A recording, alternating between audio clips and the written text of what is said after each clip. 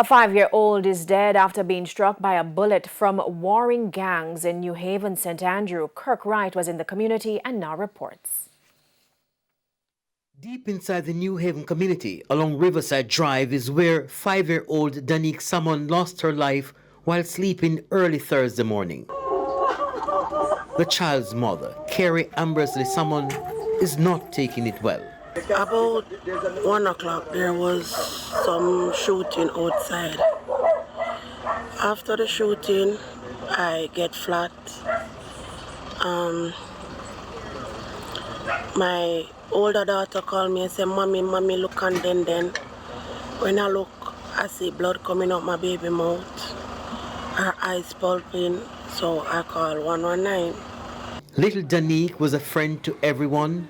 Some described her as a bundle of joy. But now the circumstances that caused her death has left the community torn. Now this was Danique's area, her little haven, the fan she used to keep her cool.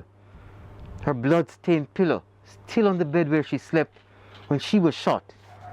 Her tablet fully charged. Danique was supposed to have class at 10:30 today, but she's not here because violence claimed her life.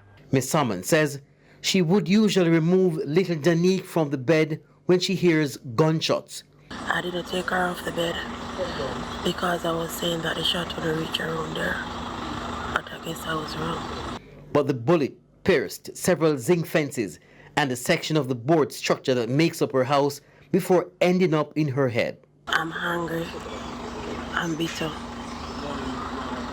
It's like somebody just took my heart out and it's on the ground beating and I can't take it up.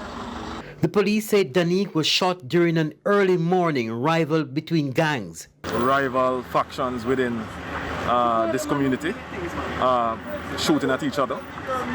The unfortunate thing is that the police was not immediately contacted because based on what we are seeing on the ground, the shooting would have been continuing for a little bit.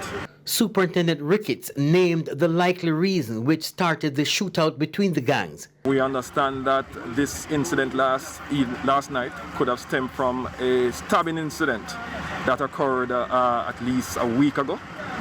It is believed that last night, this morning's incident could have been a reprisal for that stabbing incident. But the police say they're making progress and are asking for additional support to find those responsible.